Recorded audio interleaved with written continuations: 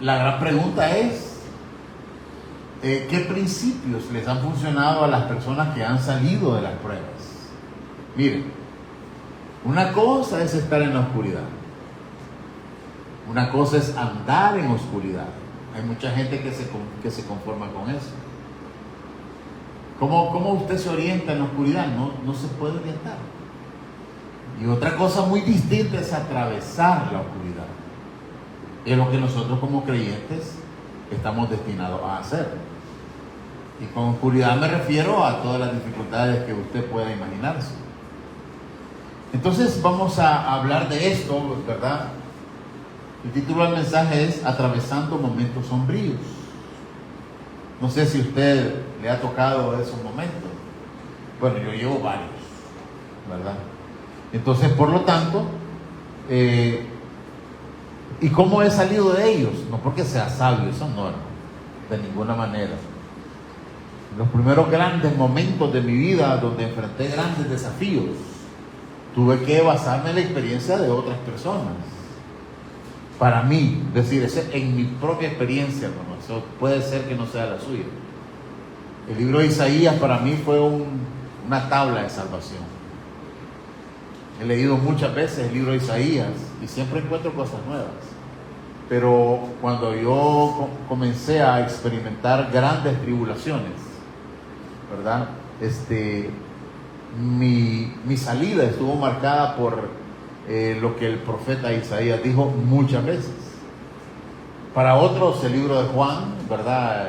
O el primera de Juan o cualquier otro libro ha sido el punto fundamental.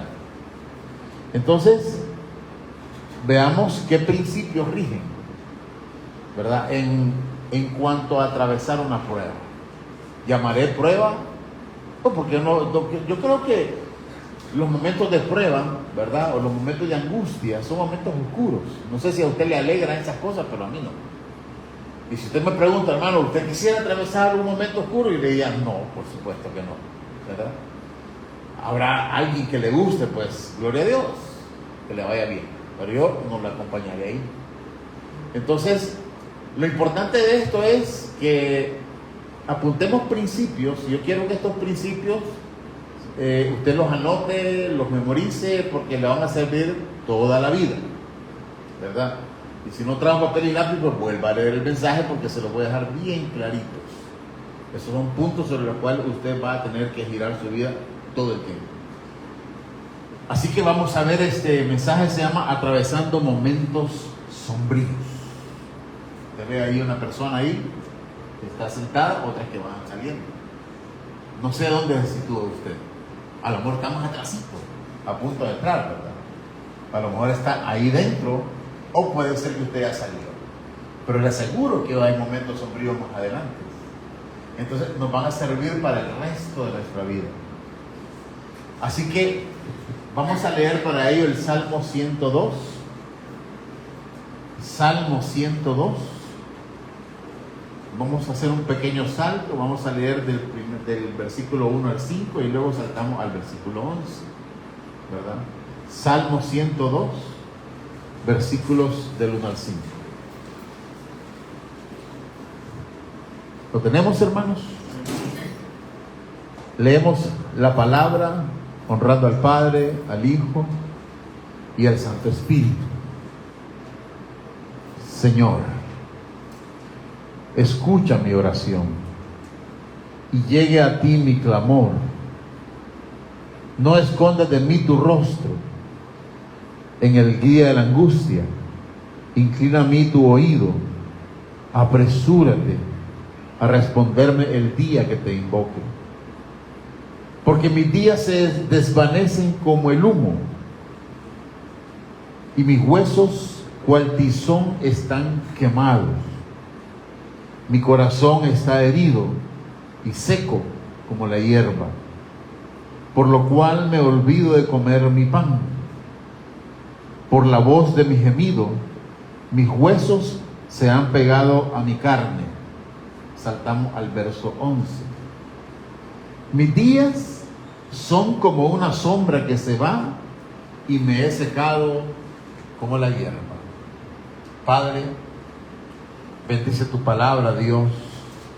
Tu palabra es hermosa y es cierta, es verdadera. Por eso pues te suplicamos encarecidamente que tú nos hables al corazón y nos ministres, Dios, para que tu palabra cobre vida en nosotros y podamos aprender principios que nos sirvan para salir de las circunstancias que se avecinan. Gracias, Dios, en el nombre de Jesús. Amén y amén. Hermano, ¿quién no ha tenido, tiene o tendrá un conflicto? O sea, si yo le dijera, levante su mano, todos los que han pasado conflictos, todos levantaríamos la mano. Y si le dijera, salte el que ha tenido conflictos, daría quizás 5 saltos seguidos, ¿verdad? Todos hemos tenido conflictos y todos vamos a tener conflictos. Entonces, es los momentos de la vida donde se torna sombría, ¿verdad? Una cosa distinta es estar en el mar, en un canapé, con un jugo de naranja a la par, ¿verdad? Y otra cosa muy distinta es estar atravesando problemas. Ahí dice, mire, se pierde el sueño, se pierde el apetito, se pierde la alegría de la vida se torna gris y se torna sombría. ¿No es cierto? Entonces la gente anda alegre y usted anda triste. Las personas andan riéndose y usted trata de hacerlo, pero lo que sale es un gemido lastimero. Parece una risa, pero en realidad es una súplica. Entonces muchas veces, hermanos, los conflictos se vuelven sombríos y tenebrosos porque nos conmocionan, nos hace perder el rumbo, nos hace la visión borrosa. Ya no ve usted con la misma claridad. Así que un conflicto es eso, una sombra en el camino. Y es importante tener en cuenta que lo que le decía inicialmente es una cosa muy distinta, andar en las tinieblas que atravesarla. Es decir, una cosa es estar en la tiniebla y otra cosa es atravesarla, porque cuando usted la atraviesa es porque tiene un rumbo. Las personas que no tienen un rumbo dan vuelta en las tinieblas y están girando, y los conflictos se van acumulando, con el principal daño que es que vamos perdiendo el vigor. Es decir, claro, estar en un conflicto cuando uno tiene 10 años es distinto que cuando usted tiene 60 o 70, ¿verdad? Entonces es importante, por eso la palabra dice, acuérdate de tu Creador en los días de tu juventud, antes que llegue el día malo. El día malo nos va a llegar a diferentes edades. Cuando yo tenía 30 años, yo veía la vida de manera distinta. Hoy, imagínense, a mi edad, ¿verdad? No puedo generar, digamos, el mismo optimismo que cuando tenía 10 años. ¿Por qué razón? Porque a mi edad ya nadie me da trabajo. ¿Cómo genero yo un conflicto cuando yo he llegado a una edad diferente? Es una cosa seria. Entonces, como le digo, una cosa es estar en las tinieblas y otra cosa es atravesarla. Nosotros como creyentes no nos detenemos en las tinieblas.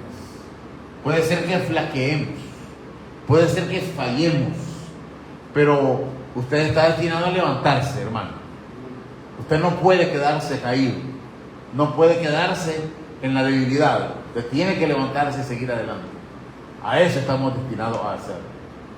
Ahora bien, muchas veces las tinieblas pues nos llenan de dificultades, nos nubla el camino, ¿verdad? Y sin embargo, los principios que debemos de seguir son los mismos, siempre serán los mismos. Principio número 1: usted no está solo. El principio es: Dios está con usted ahí en el conflicto. Nunca crea por un solo segundo que Dios lo ha abandonado. Dios no abandona a nadie. Veamos una vida Una vida que puede ilustrarnos este principio. Para ello voy a necesitar que usted se sitúe en Génesis 37. Y vamos a hacer un hilvanado. ¿Sabe lo que es un hilvanado? Por ejemplo, cuando usted tiene un ruedo y lo va a hacer, usted se toma la medida, lo dobla hasta donde usted quiere, le pone un alfiler y eso es la guía para que el sastre venga y haga un ruedo pero excelente. Un hilvanado es cuando la costurera viene y toma un vestido que está armando, le da 4 puntadas y ya queda el vestido, pero ya después viene a corregirlo. Eso es lo que pretendo hacer con la vida de José, hacer un hilvanado. Y yo espero que usted en su casa termine el estudio. Yo quiero solo poner los puntos culminantes de la vida de José. Entonces, la historia de José comienza mire qué tan importante es la vida de José, que comienza en el capítulo 37 y culmina en el último versículo del capítulo 50. Estamos hablando de 13 capítulos en un libro que condensó la historia de la humanidad. Por lo tanto, es importante porque ahí podemos sacar principios importantes. Veamos cómo comienza el capítulo 37 y el versículo 2. Dice, esta es la historia de las generaciones de Jacob. Cuando José tenía 17 años. ¿Cuántos años, hermanos? Un adolescente. Casi te da 17 años. Dice, apacentaba el rebaño con sus hermanos. El joven estaba con los hijos de Bilhá, los hijos de Silpa, mujeres de su padre. Y José trajo a su padre malos informes de los hermanos. Israel, dice el verso 3, amaba a José más que a todos sus hijos, porque era para él el hijo de su vejez, y le hizo una túnica de muchos colores.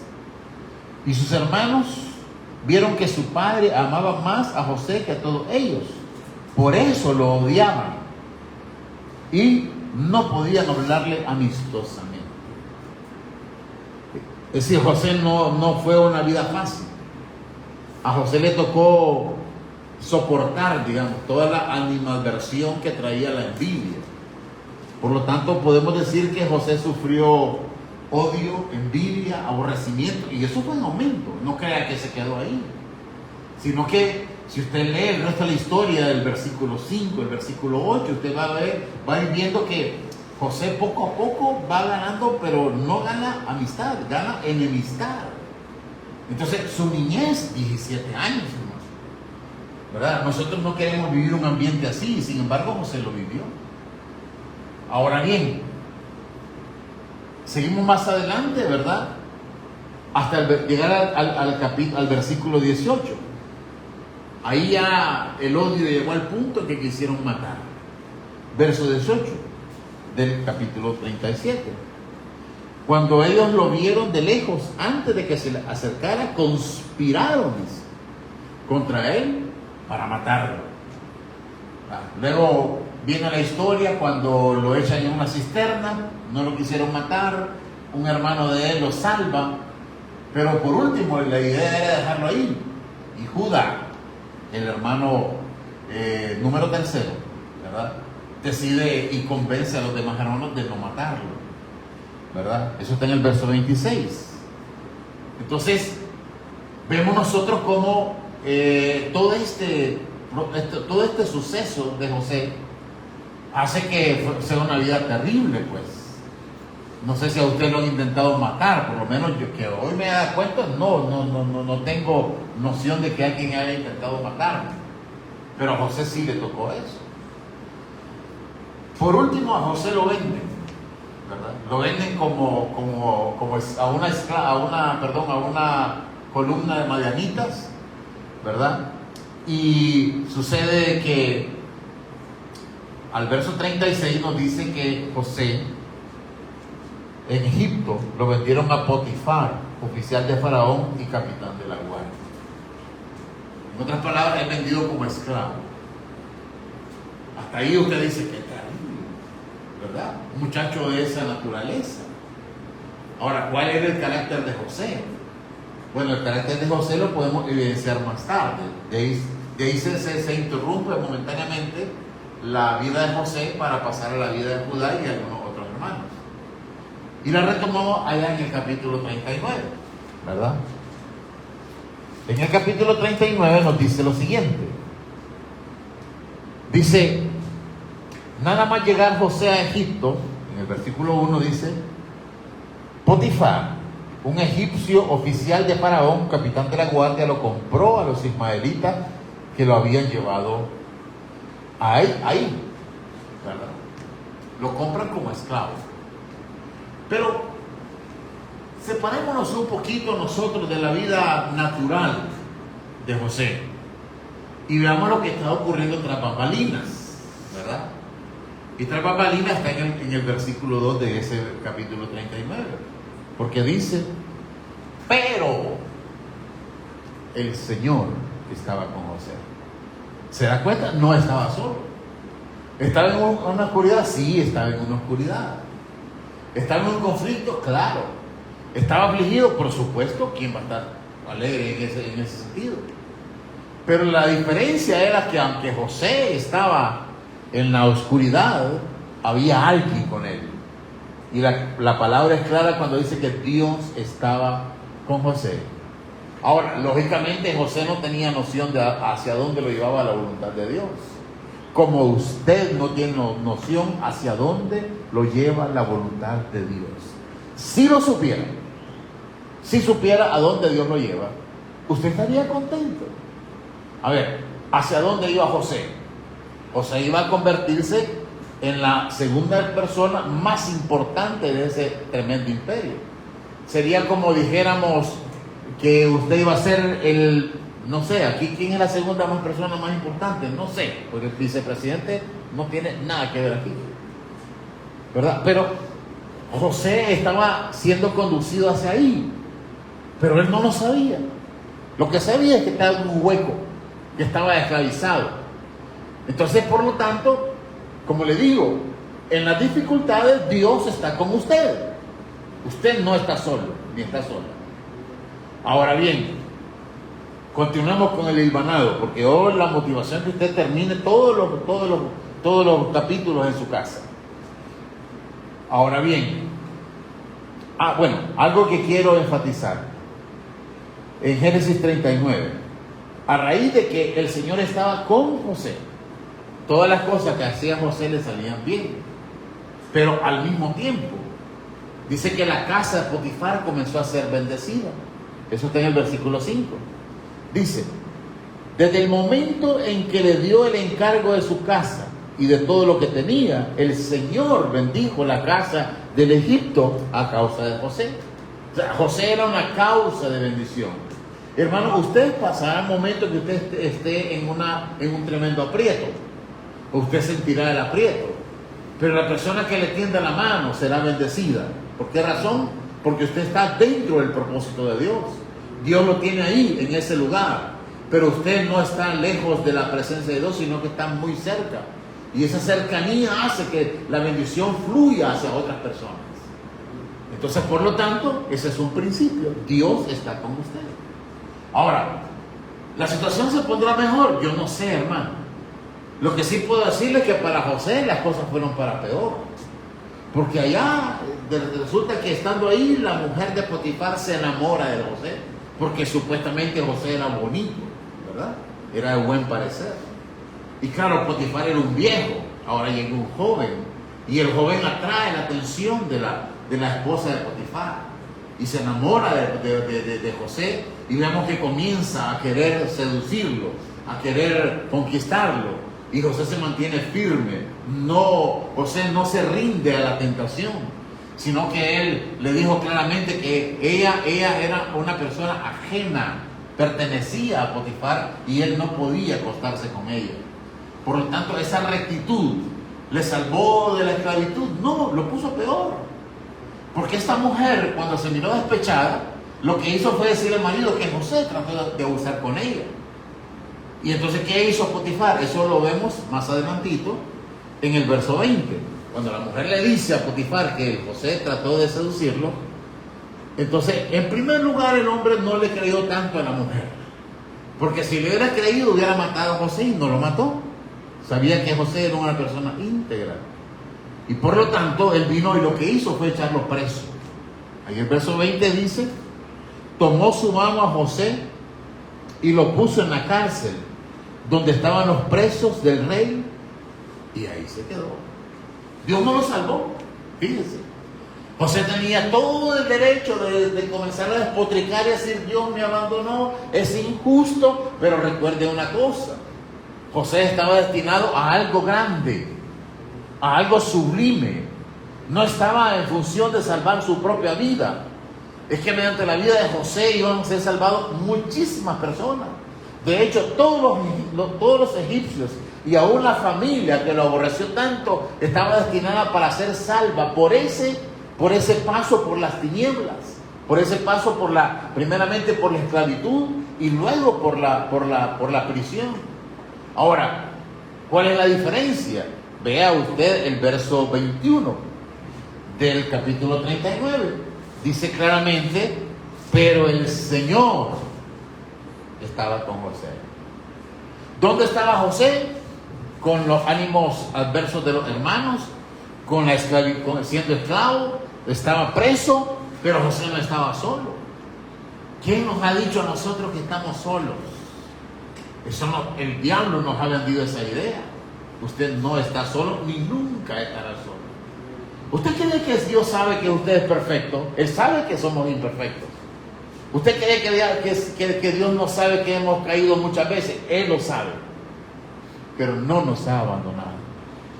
Y si usted se ha levantado y ha tenido el intento de decir, voy a dejar esto, voy a no seguir con esto. ¿Por qué razón? Es porque Dios no lo ha abandonado. Ahora bien, ¿cuál fue la salida? Eso lo encontramos más adelante en el capítulo 41 y versículo 39.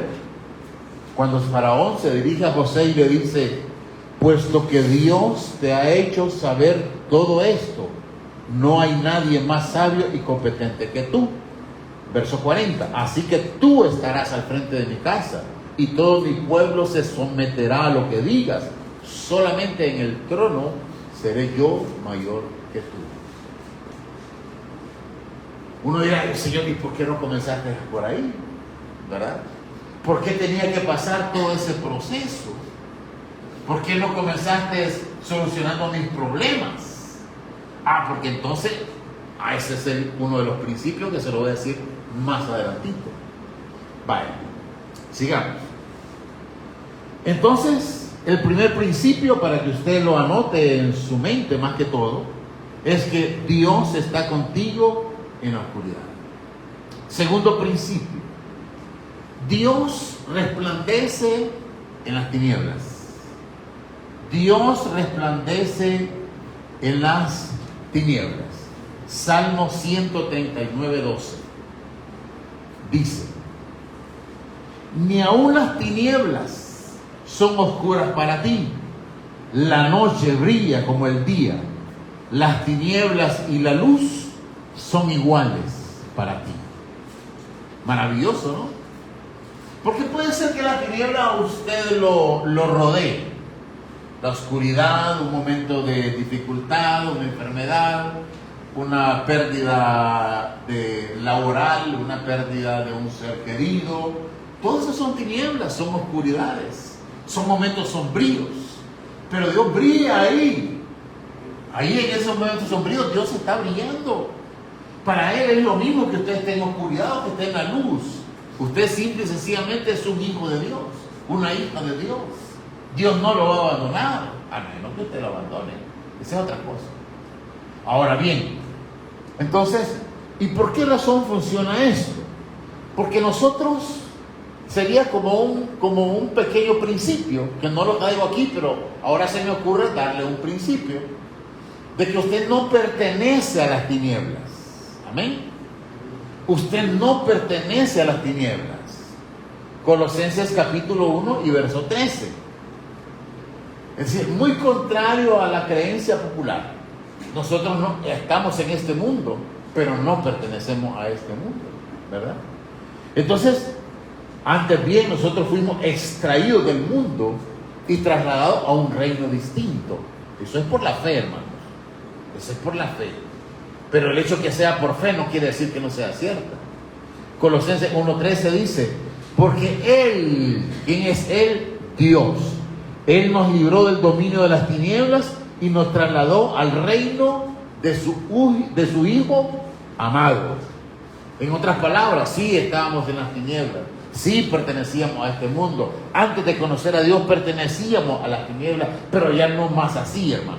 Porque hoy hemos sido trasladados a través de la fe al reino del Hijo amado de Dios. Y Él está sentado en el trono y nosotros estamos con Él. Entonces, ese es un principio. Usted no pertenece a las tinieblas. Anótelo como un tercer principio. Ahora bien, tercer principio que sería cuarto porque Él le dio otro más. Dios tiene un propósito en las tinieblas. ¿Sí o no? Que usted no lo conozca, eso no es mayor problema, pero Dios sí lo conoce. ¿Y qué es más importante, hermano? ¿Que usted conozca el propósito o que lo conozca Dios? Claro que lo conozca Dios. Porque si usted conoce el propósito en su propia naturaleza, puede ser que el propósito no se cumpla. Pero si el propósito viene de Dios, es importante que Él lo conozca porque Él sí lo va a llevar a cabo, ¿me entiende? Entonces, este principio viene a raíz, tiene una raíz y lo podemos encontrar en Jeremías capítulo 29 y versículo 11. Ese versículo es ampliamente conocido. Porque dice, porque yo sé los planes. ¿No dice así? ¿Qué es un plan? Un propósito. Es una planificación, es algo organizado, es algo ordenado desde el cielo. Cuando dice, porque yo sé los planes que tengo para ustedes. ¿Quiénes son ustedes? Pues ustedes, hermano. Soy yo también. Tati que está aquí. Él tiene un plan para ella. Como tiene un plan también para Rodrigo. Ya no le voy a decir más, ¿verdad? Como le decía antes. Tiene un plan para todos nosotros. ¿O usted no confía en los planes de Dios? Muchas veces nosotros confiamos en nuestros propios planes. Y decimos, ok, entonces lo que voy a hacer es, voy a planificar mi vida. ¿Y de cuándo acá nosotros planificamos nuestras vidas? ¿No es cierto que cuando hemos planificado la vida más bien hemos fracasado? ¿No es cierto? ¿Cierto? ¿Cuántos planes no hemos hecho y no hemos resultado o nos ha ido peor? Entonces, pero cuando es Dios, dice, porque yo sé los planes que tengo para ustedes, declara el Señor. ¿Cómo son esos planes? Ahí lo dice, planes de bienestar. Planes de bienestar, no de calamidad, ¿verdad? Dice, para darle un futuro y una esperanza. A veces nos preocupamos nosotros por el futuro, ¿verdad? Y a veces perdemos la esperanza esperando ese famoso futuro. Porque nuestro futuro muchas veces los posicionamos en planes humanos. ¿Cuántas mujeres no se han casado fuera de la voluntad de Dios para terminar en un divorcio? Muchos. ¿No es cierto? La estadística creo que ahorita anda porque por cada 100 matrimonios, más de 50 terminan antes de los 2 años y al cabo de los otros, a los 5 años, el 80% de los divorcios, de los matrimonios terminaron en divorcio y muchos están ahí por los hijos. Planes humanos. Qué distinto hubiera sido si nosotros hubiéramos esperado en la voluntad de Dios. Porque la voluntad de Dios sí tiene futuro, tiene esperanza y tiene propósito. Por lo tanto, tengamos en cuenta este principio, que Dios tiene un propósito ahí, en los momentos sombríos. Así que, ¿cuánto va a durar la sombra? ¿Cuánto va a durar la oscuridad? El tiempo que sea necesario. Malas noticias. Porque yo quisiera pero ya, Señor, que termine la prueba. Ya quiero salir de este momento sombrío. Quiero salir de esta oscuridad. ¿Cuánto va a durar eso? El tiempo que sea necesario para que usted conozca el propósito de Dios. O para que el propósito de Dios se cumpla. Amén. Pasemos al siguiente principio. Dios te guía en la oscuridad. Dios te guía en la oscuridad. Fíjese bien. Salmo 18 y versículo 4. ¿Sabe? David habla, por ejemplo, de tinieblas, de sombras, habla de angustia, de desesperación, habla de muerte inclusive. Cuando él estaba tan desfalleciente, estaba tan sin fuerza que sentía que se iba a morir. Muchas veces él llamó la muerte como esos momentos de desolación profunda. Entonces le dice el Salmo 18:4: los lazos de la muerte me cercaron. O sea, el conflicto era tan, pero tan intenso que se sentía él rodeado por eso. Los torrentes de iniquidad me atemorizaron. Claro, el temor acompaña a la tiniebla. Usted no está cómodo en las tinieblas, está pasando un momento difícil y usted no está, particularmente no está feliz. Tiene temor. No sabe si va a salir o no va a salir. Déjeme spoilearla, usted sí va a salir. Usted va a salir. No es para que no tenga temor, es que usted tenga esperanza, hermano, de que usted sí va a salir. No va a quedar hundido en el pozo de la desesperación. Eso no es para los hijos de Dios. Estarán hundidos en los pozos de la desesperación aquellos que no contemplan vivir en la luz. Ellos sí se van a pasar toda la vida ahí, pero nosotros no. ¿Por qué? Porque Dios nos guía. ¿Y cómo nos guía? Verso 5: los lazos del Seol me rodearon, las redes de la muerte surgieron ante mí. Creí que me iba a morir. Era tanta la desesperación que yo creí que me iba a morir. Pero ¿qué pasó? Verso 28, perdón. Dice: tú enciendes mi lámpara, oh Señor, mi Dios. ¿Qué dice? Que alumbra mis tinieblas. ¿Y por qué Dios alumbra las tinieblas? Porque Dios está ahí con usted. En el momento sombrío, en el momento de la desesperación, Dios está ahí. Cuando se cumple el propósito, Él va a iluminar su camino. Y se cumplirá este principio, que Dios te guiará en la oscuridad. Amén. Siguiente principio. En la oscuridad, escucha bien esto. En la oscuridad, por favor, levántese y camine hacia la luz. No se adapte a la oscuridad. Usted no es un hijo de la oscuridad. Usted es un hijo de la luz. Tu momento se resbaló. Levántese, hermano. ¿Por qué se va a quedar ahí? ¿Por qué se va a estar en el estercolero? ¿Me entiende? Usted camina hacia la luz. Eso lo encontramos en Isaías capítulo 60 y versículo 1. Note que esta no es una charla motivacional. No es una cosa de autosuperación. Usted no se va a superar nada. Por eso estoy poniendo los versículos de base. Porque usted se va a levantar es porque la Biblia dice que usted se puede levantar. Ahora hay gente que no quiere levantarse.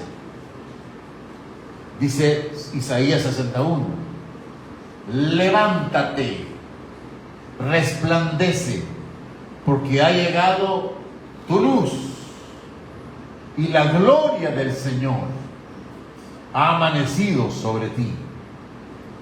Porque tinieblas, dice, ¿ve usted? Tinieblas cubrirá la tierra. Ok, estoy de acuerdo. Las tinieblas vendrán a la tierra, las tinieblas vendrán a nuestra vida, los problemas llegarán a nosotros, sí. Y dice: y densa oscuridad a los pueblos. O sea, la humanidad no está exenta de problemas. Claro que tiene problemas. Pero ahí aparece la palabra clave, haciendo la diferencia. La palabra pero abre el mar rojo y nos hace distintos del resto de la gente. Porque dice: pero sobre ti. ¿Quiénes son sobre ti? Los hijos de Dios. En otras palabras, si alguien no es hijo de Dios perfectamente en este momento, si me está viendo, puede desechar todo lo que he dicho porque no aplica para él o para ella. ¿Me entiende? El principio, quizás ya vimos, ¿se acuerda? Aquella la llave maestra y las otras 3 llaves que abren la bendición. Entonces, hay que entrar por esas llaves, primeramente, por esas puertas, para estar en ese estado. Pero dice, pero sobre ti amanecerá el Señor y sobre ti. Vea usted que me dice sobre ustedes. Es que esto es individual, hermanos. Yo no podría decir sobre toda la iglesia. No, eso es imposible. Líbreme Dios de hacer algo así. Yo digo sobre ti porque son aquellos que están interesados en salir de la oscuridad. Los que están interesados en permanecer en ella. Tengo una mala noticia. Y esa noticia yo la anoté por aquí para que no se me olvidara. Anoté lo siguiente: no puedes darte el lujo de no hacer nada o deleitarte en las tinieblas, pues ellas mismas son un engaño. ¿Sabe? La tiniebla es un engaño, ¿verdad? Y si no ponemos energía, voluntad para salir de ella, no saldremos. Las tinieblas es el ambiente natural del ser humano, ¿no es cierto? Desde que chiquito fuimos rebeldes. La primera palabra, una de las primeras palabras que nosotros aprendimos fue las malas palabras, ¿verdad? Y seguimos con las malas palabras. El niño hace rabieta. O sea, ese es el ambiente natural del ser humano. Y se necesita energía para salir de ella. Dice, y si no ponemos energía en salir de ella, o somos ingenuos pensando que nada saldrá mal, tengo una noticia: todo saldrá mal. ¿Me entiendes? Pasemos al otro principio. Aprendemos más en la oscuridad que estando en la luz, lamentablemente. Mire, el plan de Dios siempre será mejor que los nuestros, ¿sí o no? El plan de Dios siempre será mejor que los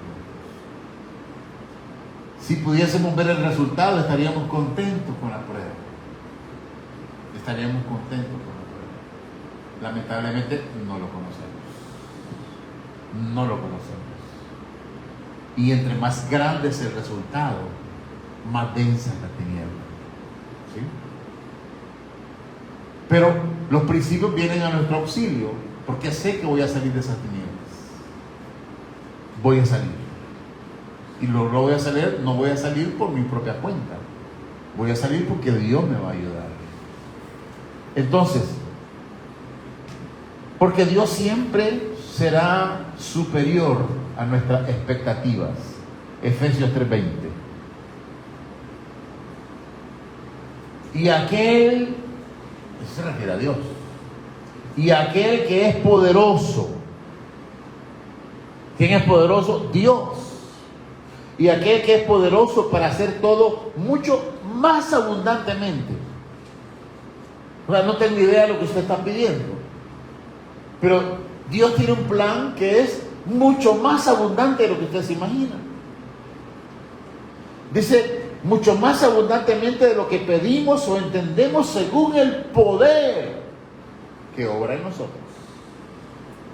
Hay un poder que está obrando en nosotros, no que lo tengamos nosotros, simplemente y llanamente obra en nosotros. Y entre más obedientes nos volvemos a Dios, ese poder es mayor. ¿Sí? Entre más cercanos a Dios somos, ese poder obra en una mayor dimensión. Por lo tanto, este principio es de que aprendemos mejor. ¿Por qué? Porque cuando ya salimos de las tinieblas, nos damos cuenta que tan pobres éramos en nuestra mente. Y nuestro nivel de comprensión es mayor. Séptimo principio, que sería para nosotros el octavo, porque metimos uno ahí. Cuando salga de la oscuridad, hermano mío, no se quede callado. compártalo, multiplíquelo, por favor. Hay gente que está necesitando una palabra de la nuestra. Y dígale cómo Dios fue fiel, cómo Dios fue real en su prueba. Ese principio es el principio multiplicador. En cuanto el Eterno nos saca de la prueba, es cuando entendemos que no fuimos nosotros, sino que fue Dios. Salmos 44:3. Esa es la enseñanza que usted saca de la prueba. Usted entiende que no fue usted. Dice el Salmo: pues no fue por su espada que tomaron la tierra, ni fue su brazo el que lo salvó. ¿Se da cuenta? Sino que fue tu diestra y tu brazo y la luz de tu presencia, porque te complaciste, Señor. Yo, hermano, le hago una dinámica, una realidad. Pregúntese usted mismo en este momento: ¿está Dios complacido conmigo? ¿Está Dios complacido conmigo? Llévese esa pregunta a su casa. Y luego en su casa, tómese unos minutos y analice su vida. Y pregúntese y primeramente dígale al Espíritu Santo: dame luz, dame dirección. ¿Estás tú complacido conmigo? Porque si no está complacido con usted, tenemos un problema, hermano. Porque esta porción se aplica, dice, porque te complaciste en él. Y si hay algo que no está complaciendo a la voz de Dios, tenemos un problema y tenemos que modificarlo. Si hay algo que no hemos entregado al Señor y lo estamos reteniendo, pues como que estamos reteniendo nosotros mismos nuestra salida de las tinieblas. Vea cómo fue Job cuando salió de todo eso. ¿Se acuerda el problema de Job? Terrible.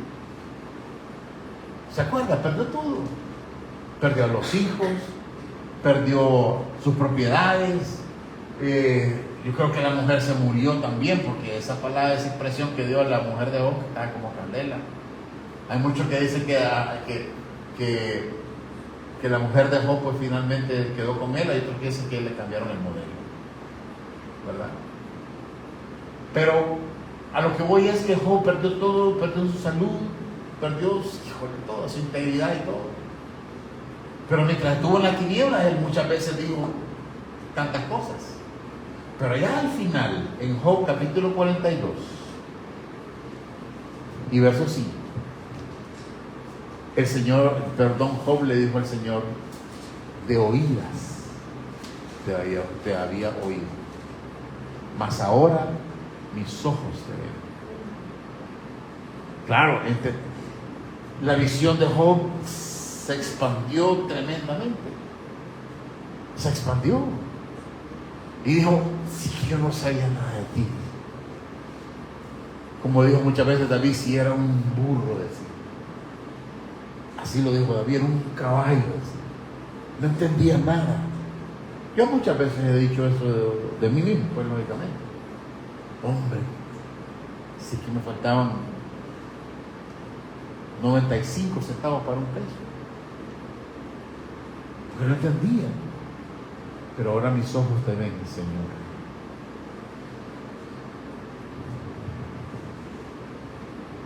Entonces, sintetizando los principios: Dios está contigo en la oscuridad. Dios resplandece en las tinieblas. Dios tiene un propósito en la prueba. Dios te guía en la oscuridad. El principio extra que metimos es que usted no pertenece a la oscuridad. No es su ambiente. En la oscuridad levántate y camina hacia la luz. Aprendes más en la oscuridad o en la prueba que en la luz. Cuando salgas de la oscuridad, de la prueba, debes compartir tu experiencia con otros. Ni siquiera le pregunte, ¿estás pasando una prueba? La gente le va a decir, no, estoy súper feliz. Y mentira, está llorando por dentro. Usted no espere que le digan que está mal, nadie se lo va a decir. Usted dígale, mira, quiero compartirte algo que Dios ha hecho en mi vida. Y yo estaba así en las tinieblas. Y Dios me sacó a la luz. Hoy cuando sonrío de veras. No es que estoy llorando por dentro y sonriendo por fuera. No, estoy riendo por dentro y por fuera. Compártalo. Ay, hermano, que usted no se da cuenta. Sí, no me doy cuenta. Pero estos principios funcionaron para José, para Abraham, para Jacob, para Pablo, para Pedro, para todo el mundo.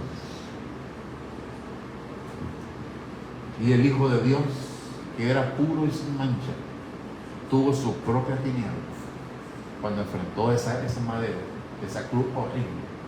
No tenía por qué pasar por ello, pero lo hizo porque lo ama a usted,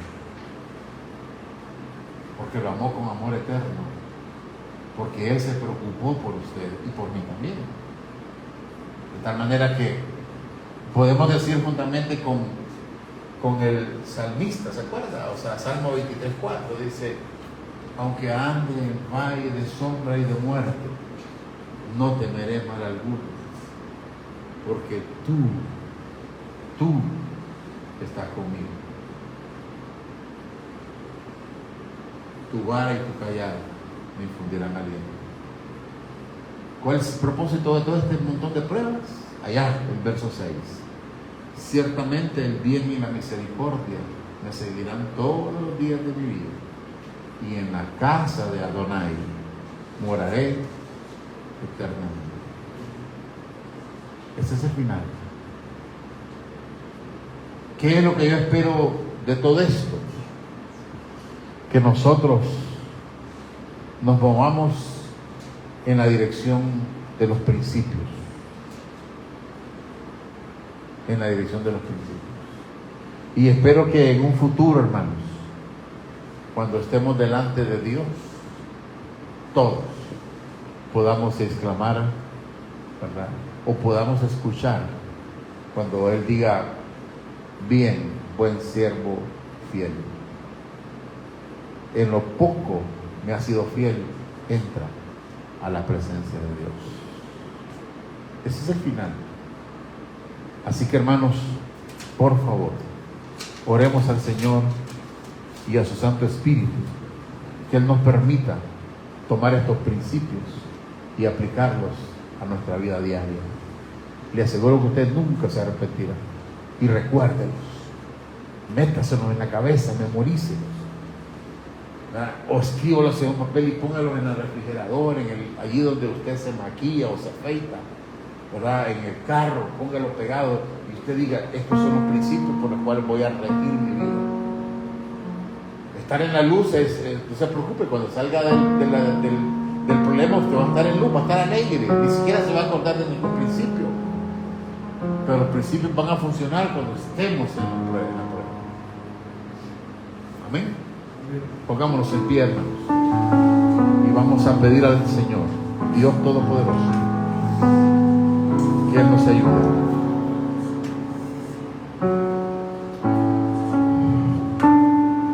Padre, en esta preciosa mañana hemos hablado de tu palabra y de tu misericordia.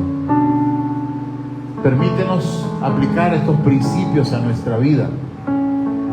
Permítenos, Dios, encontrar el propósito de todo lo que estamos atravesando, y que en medio de ese momento sombrío se cumpla tu propósito, Señor, y que finalmente podamos salir del sombrío o de la sombra hacia la luz. En este momento, Señor, si alguna causa provocó que estuviésemos sometidos a las tinieblas, en este momento lo ponemos a la luz.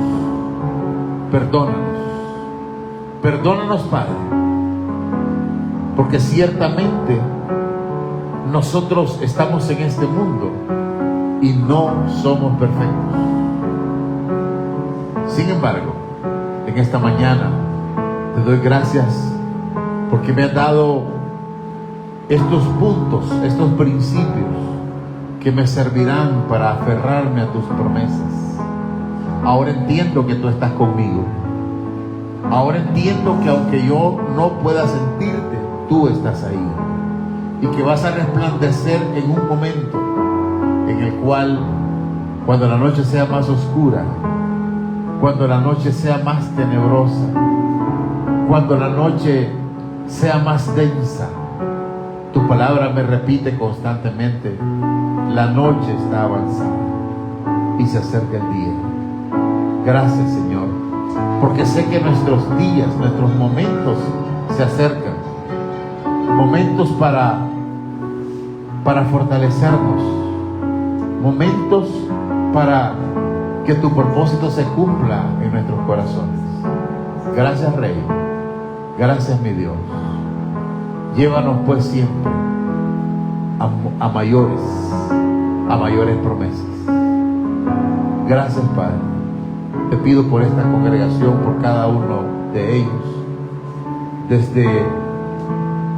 desde la menor hasta el mayor, que tu propósito sea cumplido en nosotros, y sobre todo que nos ayudes a orientarnos en este mundo donde las tinieblas son la regla y la luz es la excepción. Nosotros queremos ser esa excepción, queremos ser luminares en este mundo. Gracias, Señor. Gracias porque mira, Padre, que aquí estamos, hemos finalizado esta semana donde muchas personas no concluyeron. Muchos quedaron tendidos en el camino, muchos dejaron de respirar y otros quedaron en mayores problemas. Pero nosotros tenemos esperanza. Por eso te alabamos y te exaltamos y te bendecimos todos los días de nuestra vida. Gracias, Señor, en el nombre poderoso de Cristo Jesús. Amén y amén.